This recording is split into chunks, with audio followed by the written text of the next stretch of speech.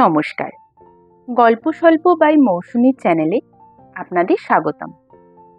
আজকে আমরা এই ভিডিওর মাধ্যমে জানব 2024 সালের ভারতীয় সময় অনুসারে কোজাগরি লক্ষ্মী পুজো কবে পড়ছে, তার তিথি ও সময়। কখন পড়ছে কোজাগরি লক্ষ্মী পুজো অর্থাৎ পূর্ণিমার সঠিক সময় এবং কোজাগরি লক্ষ্মী পুজোর মাহাত্ম্য। দুর্গাপুজো কেটে যাওয়ার সাথে সাথেই বিজয়া দশমীর পর মানুষের মন একেবারে ভারাক্রান্ত। তবে সামনে কোজাগরি লক্ষ্মী পূজা আছে, সেই আশায় অনেকেই খুশিটাকে বজায় রেখেছে। আশ্বিন মাসের শেষে পূর্ণিমা তিথিতে কোজাগরি লক্ষ্মী পূজা আরাধনা করা হয়। বাঙালির প্রতি ঘরে ঘরেই এই পূজা লক্ষ্য করা যায়। লক্ষ্মী হলেন ধন সম্পদের দেবী। ধন সম্পদের আশায় ঘরে ঘরে কোজাগরি লক্ষ্মী পূজা হয়ে থাকে। নারী পুরুষ নির্বিশেষে এই পুজোয় অংশগ্রহণ করেন। সকলেই প্রায় সারা বছর প্রতি বৃহস্পতিবার লক্ষ্মী পুজো করে থাকেন। এছাড়াও আশ্বিন সংক্রান্তি, পৌষ সংক্রান্তি, চৈত্র সংক্রান্তি এবং প্রতি পূর্ণিমাতে লক্ষ্মী পূজা হয়ে থাকে। লক্ষ্মী হলেন খারিফ শস্য, রবি শস্য কোন সময় হয় ঠিক সেই সময় বাঙালি হিন্দু ঘরে ঘরে শুরু হয় লক্ষ্মীর আরাধনা। কোজাগরি লক্ষ্মী পুজো এই বছর অর্থাৎ 2024 সালে পূর্ণিমা তিথি পড়েছে 16ই অক্টোবর বুধবার।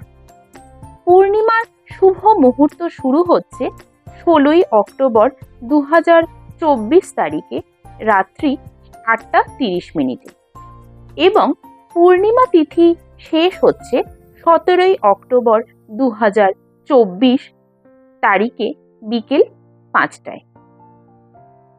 চলুন এবার শোনা যাক কোজাগরি লক্ষ্মী পুজোর তাৎপর্য।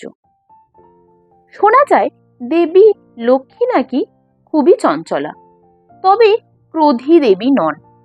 তাই যে কোনো গৃহস্থলীকে লক্ষ্মীর ঝাঁপি করে লক্ষ্মী কৃপা দেন। গৃহকোণে প্রতি বৃহস্পতিবার সামান্য ফুল বাতাসাতে ও চালগুঁড়োর আলপনাতে সেটুকুই বড় আকারে করা হয় এই কোজাগরি পূর্ণিমার রাতে। গবেষকদের মত অনুসারে বাংলার কোজাগরি লক্ষ্মী পুজোর সঙ্গে ওতপ্রোতভাবে জড়িয়ে রয়েছে কৃষি সমাজের গভীর প্রভাব। অবশ্য তার প্রমাণ মেলে পুজোর উপকরণ আর আচার অনুষ্ঠান দেখে। কোজাগরি লক্ষ্মী পুজোর সঙ্গে একেবারে জড়িয়ে আছে আলপনা।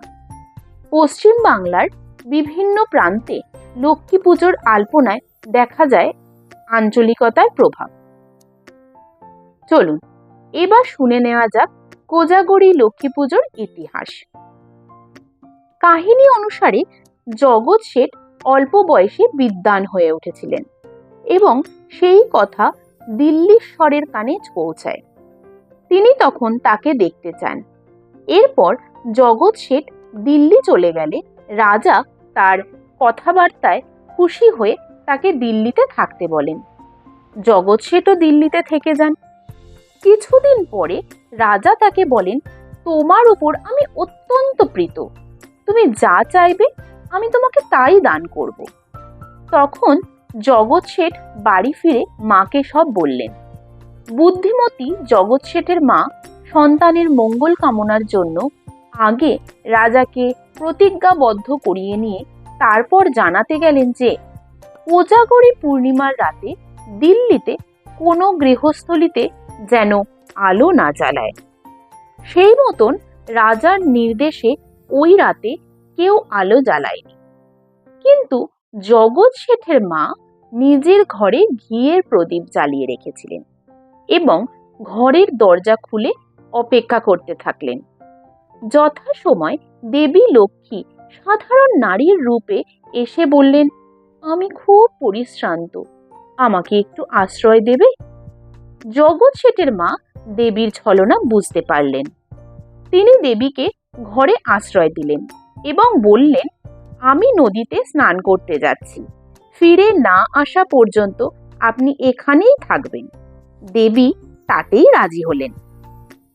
এবার জগৎ শেঠের মা নদীতে স্নান করতে গিয়ে প্রাণ ত্যাগ করলেন।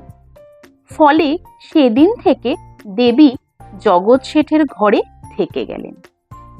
আজও ধন সম্পদের দেবী লক্ষ্মীকে পাওয়ার জন্য গৃহস্থ বাড়িতে সারা রাত ঘিয়ের প্রদীপ জ্বালানো হয়। নমস্কার।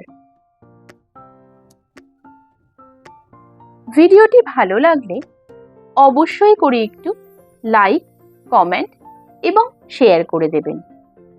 এখনো অবধি যদি আমার চ্যানেলটি সাবস্ক্রাইব করা না হয়ে থাকে, অবশ্যই করে চ্যানেলটি একটু সাবস্ক্রাইব করে দেবেন। খুব শীঘ্রই দেখা হবে এই ধরনের নতুন কোনো ভিডিও নিয়ে। এতক্ষণ সঙ্গে থাকার জন্য অসংখ্য ধন্যবাদ। নমস্কার।